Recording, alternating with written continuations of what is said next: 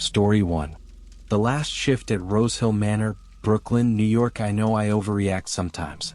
My friends say I feel too much, like I'm wired wrong or something. But that night at Rose Hill Manor, I swear it wasn't just me. I took the cleaning gig because I needed the money, tuition's brutal, and TaskRabbit seemed harmless enough. The listing said it was a light prep job for an old property in Brooklyn, just a few hours of dusting and tidying before a real estate showing.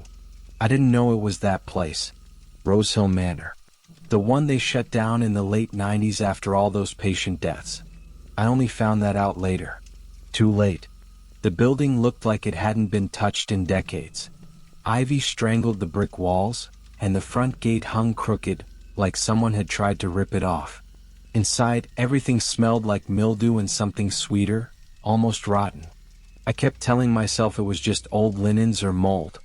The first floor was mostly empty, just a few rusted bed frames and cabinets. But the second floor was sealed off. Boards nailed across the stairwell. I wasn't supposed to go up there. No one was. Still, about 20 minutes in, I heard it. A bed creaking. Not once. Not randomly. Rhythmic. Like someone was shifting their weight back and forth. Upstairs. I froze. My first instinct was to check my phone, like maybe someone had snuck in and I could call for help. But there was no signal. Just one bar flickering in and out. I stood there, staring up at the boarded staircase, listening. The creaking stopped. Then a soft thud, like something falling. I whispered, "Hello." Instantly regretted it. No answer. Just silence. I tried to laugh it off, told myself it was the building settling. Old wood, temperature shifts, whatever. But the sound had a rhythm. A presence. I could feel it in my chest. I went back to cleaning, trying to ignore the way the hallway seemed darker than before. I kept glancing at the staircase. Every time I passed it, I felt like something was behind the boards, watching. I dusted the windows, wiped down the counters, but my hands were shaking. Then my phone buzzed. A voicemail. No missed call, just the message. I pressed play. Static. Then a whisper. Barely audible. "Eleanor." I dropped the phone. It clattered against the tile, screen still glowing. I didn't know anyone named Eleanor. I hadn't told anyone I was here. I picked up the phone with trembling fingers. The voicemail had no number attached, just unknown. I deleted it. Or tried to. It stayed in my inbox, grayed out like it was archived instead. I didn't know what that meant. I checked the time, 11:42 p.m. I told myself I'd finish by midnight and get out. But the air felt heavier now, like the building was pressing in on me. Every creak of the floorboards made me flinch. I kept hearing faint sounds from upstairs. Not just the bed anymore. Footsteps. Slow. Measured. Like someone pacing. I found myself standing at the bottom of the stairs again. The boards looked older than I remembered. Brittle. Like they'd been there for decades. I don't know why I did it. Maybe I just wanted to prove to myself it was empty. That I was imagining things. I pried one of the boards loose with the end of a mop handle. It cracked off easily, exposing a narrow gap. Dust poured out. I coughed, waved it away.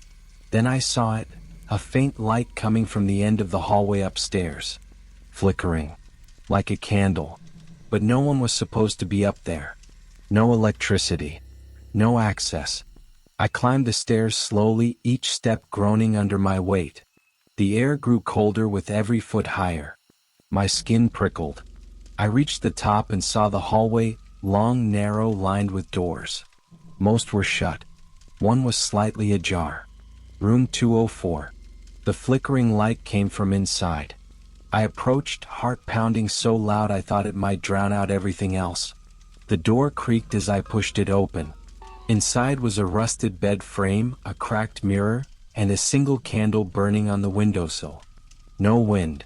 No draft. But the flame danced violently. I stepped in.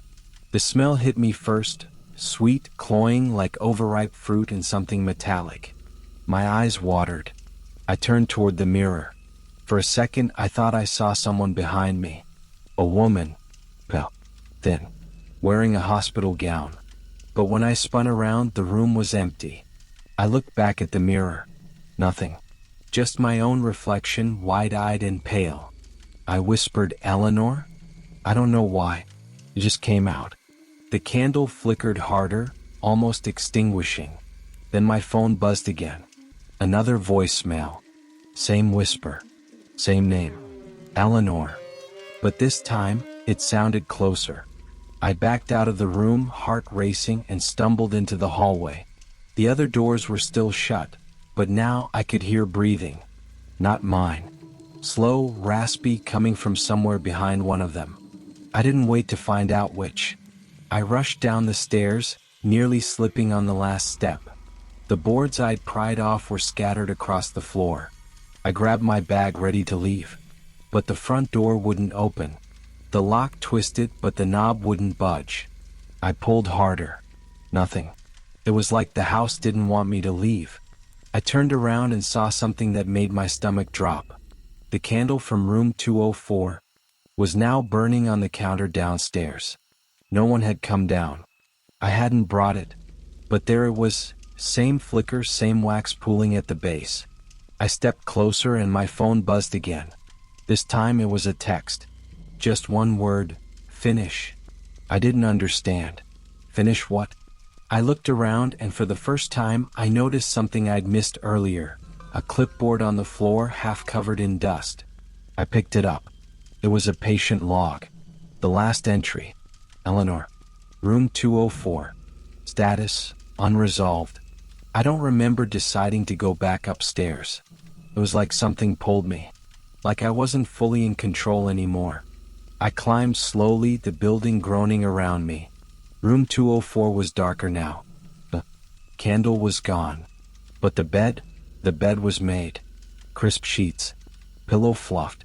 Like it was waiting. I stepped inside and the door slammed shut behind me. I screamed, yanked at the handle, locked. My phone buzzed again. Another voicemail. But this time it wasn't just a whisper. It was a voice. Come. Pull. Lie down. Finish what they started. I don't know how long I was in there. I must have blacked out. When I woke up, the door was open. The candle was burning again. And the bed was empty. I ran. Didn't look back. I quit TaskRabbit. Blocked the number. But the voicemails keep coming. Always at 2:04 a.m. Always the same name. Eleanor. I haven't told anyone, not really. But I need to know. If anyone's ever been inside Rosehill Manor. You've heard the name. If you felt it watching you. Please, comment. I need to know I'm not the only one. Story 2. The Whispering Wing, Beacon Hill, Boston. I never planned to go back to Beacon Hill. Not after everything. But last month, I found an old photo tucked inside a book I hadn't opened in years. Me in my nurse's uniform, standing beside room 217. I don't remember that photo being taken. I don't even remember that room. But the handwriting on the back was mine, for when you forget. That was enough. I waited until dusk, parked 2 blocks away, and walked the rest of the way like I was sneaking into a memory I'd buried deep. The building was still there, barely. Condemned, boarded up, but not locked. Not really. The Whispering Wing was what we used to call it, unofficially. It was the East Corridor where the long-term patients stayed. The ones who didn't speak much. Or spoke too much. I worked there for 6 years before the place shut down. They said it was mold, structural damage, budget cuts. But we all knew something was wrong long before that. I told myself I was just going in to retrieve a keepsake. A locket I'd left in the staff locker room. But I didn't head there first. I went to the East Wing. I don't know why. Maybe I was hoping it would feel smaller than I remembered. It didn't. The hallway stretched longer than it should have. I know that sounds ridiculous, but I swear, I walked past room 203 3 times. Same chipped number plate. Same faded wreath on the door. I started counting my steps just to prove to myself I wasn't imagining it. 27 steps between rooms. Then 42. Then 80. The lights overhead flickered in a rhythm that felt deliberate. like something was watching me walk. I turned around to leave, but the entrance was gone. Just more hallway. More doors. I passed room 217. The one from the photo. The door was slightly ajar, and inside the bed was made. Crisp white sheets. A nameplate on the wall, Margaret Ellis. I froze. That was my mother's name. She died in 1986, never set foot in this place. I stepped inside, heart pounding, and saw a framed photo on the nightstand. Me again. Younger. Smiling. Wearing a necklace I've never owned. I reached for it, but the moment my fingers touched the frame, I heard it. A whisper. Soft. Close. My name. Helen. Just once. But it wasn't a voice I recognized. It sounded like it came from inside the walls, like the building itself was speaking. I backed out of the room, trying not to panic. My hands were shaking. I told myself it was just the wind or maybe my mind playing tricks. But then I saw the beds. Every room I passed had one. Made up. Plain. With nameplates. And every single name was someone I remembered. Patients who had died. Some peacefully. Some not. I reached the end of the corridor, or what I thought was the end. There was a door I didn't recognize. Heavy metal with no handle. Just a small slot at eye level. I leaned in, trying to see through it. Nothing but darkness. But as I turned to leave, I heard it again. Helen. This time louder. And followed by another voice. You forgot. I ran. I didn't care where. I just needed to get out. But the hallway twisted. Bet. I swear the walls moved. I passed room 217 again. And again. I tried retracing my steps, counting doors, whispering directions under my breath like a prayer. But the layout kept changing. The East Wing had only ever had 12 rooms. I counted 23. Some doors were open now, revealing rooms that looked wrong. One had no bed, just a chair facing the corner. Another was filled with mirrors, all cracked, all reflecting things that weren't me. I saw movement in one. A figure standing behind me. I turned fast. Nothing there. But the whisper came again. You left us. I stumbled into the staff lounge, finally, or something that resembled it. The furniture was the same, but the walls were covered in patient charts. Hundreds of them. All with my signature. I don't remember signing them. I don't remember half the names. One chart was dated 1974. I wasn't even born yet. I felt dizzy, like something was pressing down on me. I reached for the locket. It was there on the table, just like I'd hoped. But when I opened it, the photo inside wasn't mine. It was Margaret Ellis, smiling, eyes wide, too wide. I dropped the locket. It clattered against the tile, but the sound echoed like it fell into a cavern. I backed away, heart racing, and the lights above me dimmed, not flickered, dimmed, like something was drawing power from the room. I turned to leave, but the door was gone. Just a blank wall. I pressed my palms against it, desperate, and felt something pulse beneath the surface. Like veins. Like breath. Then the intercom crackled to life. That old, static buzz we used to hear during night shifts. And through it, a voice whispered, "She's still here."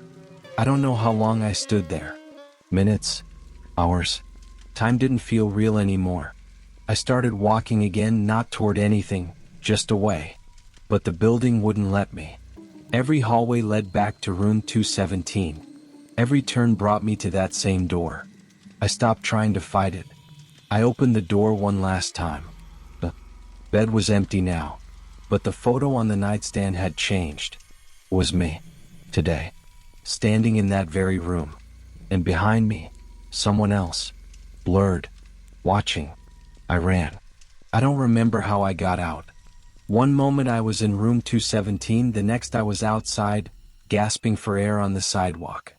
The building loomed behind me, quiet. Still. But something followed me out. I know it did. That night, I found the locket in my coat pocket. I never picked it up. And the photo inside had changed again. It was my bedroom. My bed. And someone lying in it. Not me. I haven't slept since. I keep hearing the intercom buzz. In my apartment. In my car. Once, even in the grocery store. And every time it whispers my name. I think Beacon Hill remembers me. I think it's waiting. And I don't know what I left behind, or what I brought back. If anyone's ever worked there, if you've ever heard the whispers, please say something. I need to know I'm not the only one. Story 3. Room 6B, Venice Beach, Los Angeles. I've hosted over 300 guests in the past 2 years. Drunk bachelorette parties, crypto bros, even a guy who tried to cook a whole octopus in the microwave. So when I got a 1-star review claiming the bed in room 6B moved on its own, and whispered her name, I rolled my eyes so hard I nearly sprained something. She also said the room smelled like old breath. Whatever that means. I figured she was high or maybe just dramatic. But the review started getting traction. Reposted on TikTok, Reddit, even a paranormal podcast. Bookings dropped. So I did what any rational host would do. I packed a sleeping bag, grabbed a flashlight, and decided to spend the night there myself. Room 6B used to be part of a nursing home before I renovated the east wing into lofts. The building's bones are old, creaky floors, drafty windows, the kind of place that makes you sneeze just by thinking about it. But I'd gutted the whole thing. New paint, new plumbing, Edison bulbs for that vintage vibe. Still, the room had a weird layout. The bed was bolted to the floor, not my doing, and the closet door didn't quite shut. I chalked it up to old construction. I set up my phone to record overnight, mostly to prove nothing would happen. Around 9:30 p.m., the temperature dropped. Not like coastal breeze cold. I mean breath visible, goosebumps on your eyeballs cold. I checked the thermostat. It read 68. But my skin said otherwise. I tried to laugh it off. Guess the ghost likes it chilly, I muttered, wrapping myself tighter in the sleeping bag. The bed didn't look special, just a basic frame, white sheets, nothing dramatic. But around 10:15 it started creaking. Not random settling noises. I mean rhythmic, deliberate creaks. Like someone was climbing in, then out, then in again. I sat up, heart thudding, trying to rationalize. Maybe the building was shifting. Maybe I was imagining the pattern. I stood, pressed my palm against the mattress. It was cold. Not just cool, like freezer cold. And it felt tense. Like something was pressing down from the inside. I checked my phone. The recording was still going. I played back the last few minutes. The creaks were there, clear as day. But underneath them, faint and scratchy, was something else. A voice. Mel. Repeating the same word over and over. Walter. I froze. That wasn't a name I'd heard in the building before. I hadn't rented to any Walters. I hadn't hired any Walters. I hadn't even met a Walter in years. I turned off the playback and stood in the center of the room, listening. Nothing. Just silence. Then creak. The bed again. I grabbed my flashlight and scanned the corners. No movement. No shadows. But the air felt wrong. Like it was pressing in from all sides. I told myself it was just suggestion. That I'd let that stupid review get in my head. I even said it out loud. This is dumb. I'm tired. That's all. But the moment I sat back down, the closet door creaked open. Slowly. Like someone was trying not to wake me. I stared at it, flashlight trembling in my hand. The hinges were rusted. It shouldn't have moved that smoothly. I walked over, yanked it open the rest of the way. Empty. Just a few hangers and a faint smell. Not mildew. Not dust. Something sweeter. Like rotting fruit, or old breath. I backed away and sat on the edge of the bed, trying to calm myself. That's when I noticed the floorboards. One of them, near the foot of the bed, was darker than the rest. Not stained. Just different. I knelt down and ran my fingers along the edge. It shifted slightly under pressure. I pried it up with the flashlight handle. Beneath it was a shallow cavity. Inside, wrapped in yellowed cloth, was a name tag. One of those old-school nursing home badges. The plastic was cracked, but the name was still legible. Walter H. I dropped it. My stomach flipped. I wasn't laughing anymore. I didn't sleep. I couldn't. Every time I closed my eyes, I heard it, that slow, deliberate creaking. Like someone rehearsing a routine. Around 2 a.m. the voice came back. Louder this time. Walter. Then again. Walter. It wasn't coming from the bed. It was coming from the walls. I pressed my ear against the drywall. Nothing. But when I pulled back, I swear I saw a faint outline, like a handprint, fading near the baseboard. I blinked hard. It was gone. I started pacing, checking every corner, every vent. I even opened the window, hoping for some rational explanation. The air outside was warm. Inside it was still freezing. I finally grabbed my phone and searched the building's history. Took me a while, but I found an archived article from 1973. A dementia patient named Walter H. had gone missing from the facility. No one ever found him. No signs of escape. No body. Just vanished. The article mentioned his room number. 6B. I felt my throat tighten. I looked around the room again, suddenly aware of how unchanged it really was. The bed frame.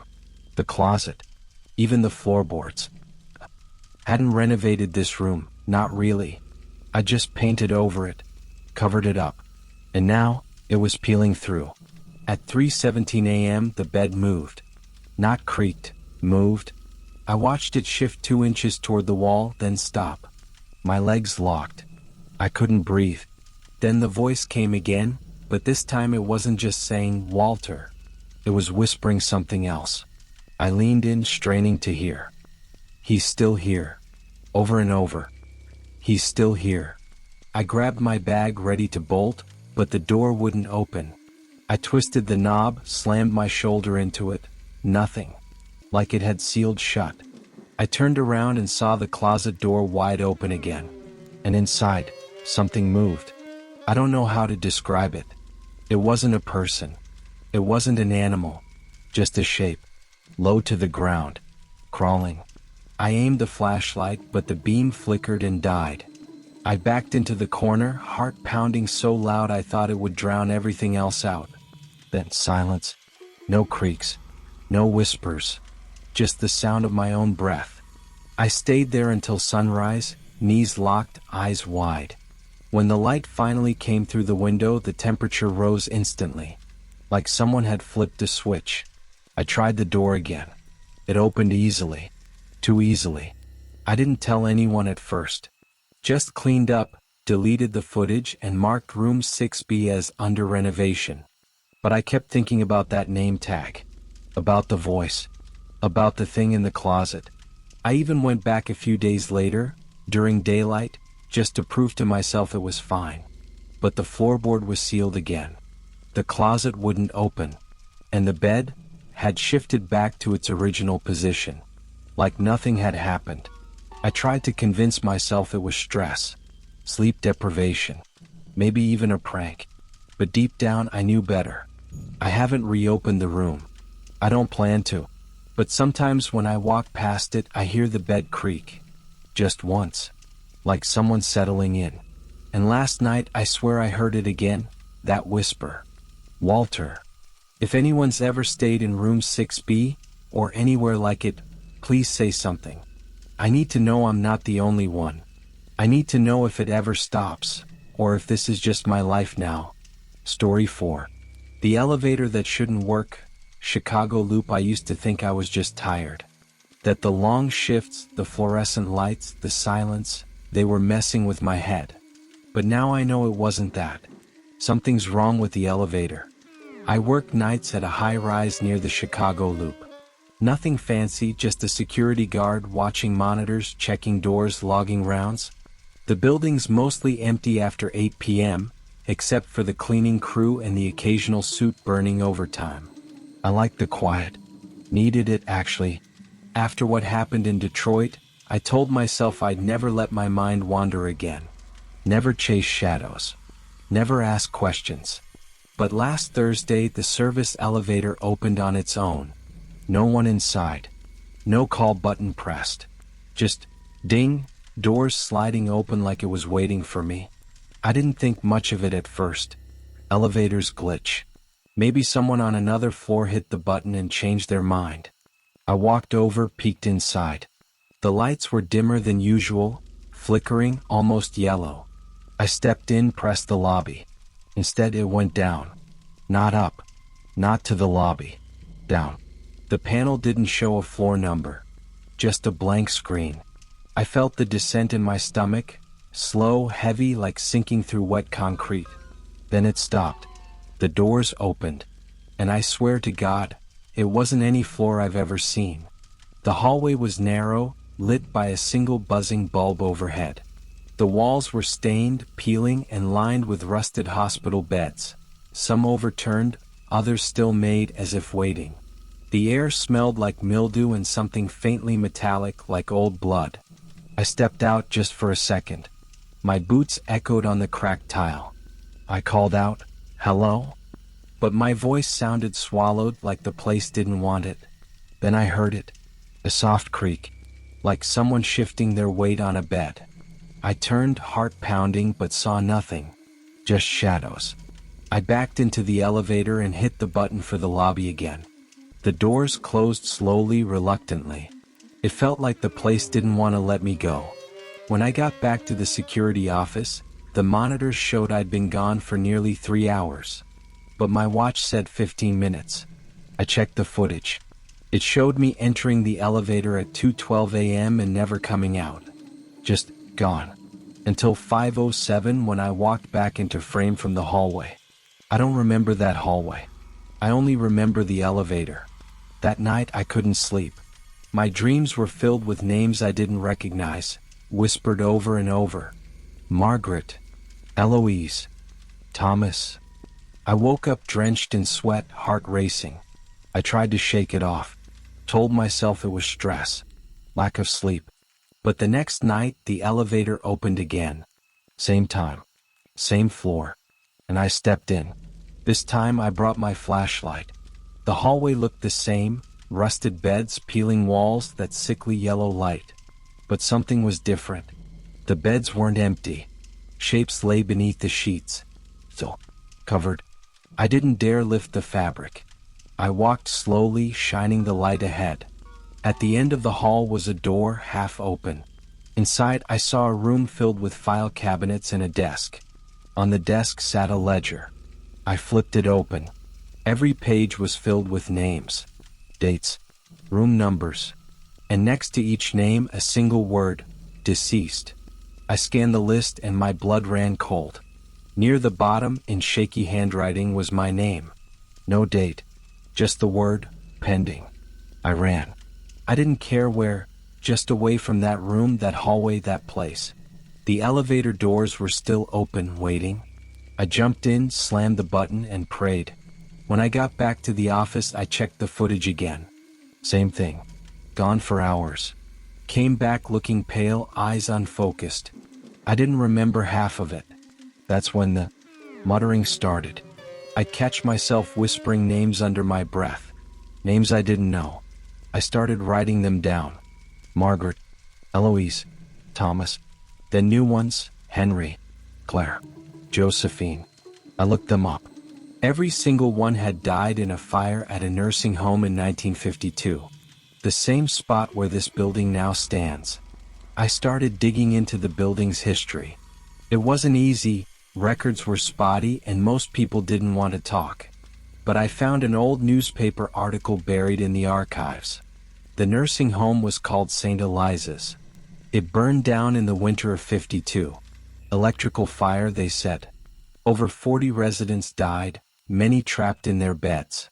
The article mentioned a basement level used for storage and patient overflow.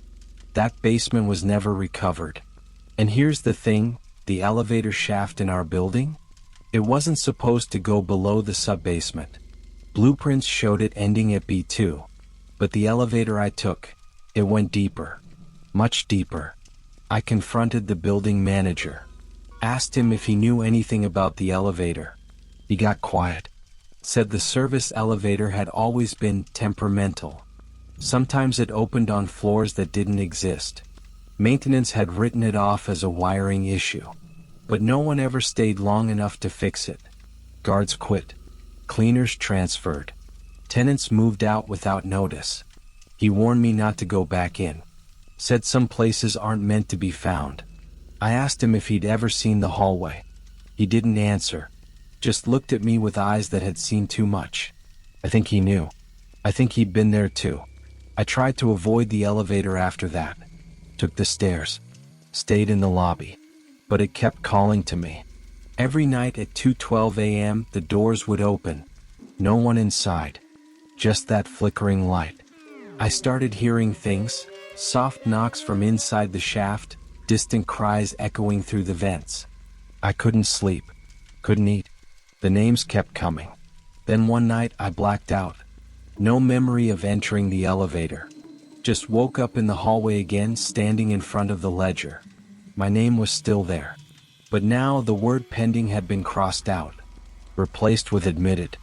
I don't know what's happening to me. My reflection looks wrong, like it's lagging behind, blinking too slow.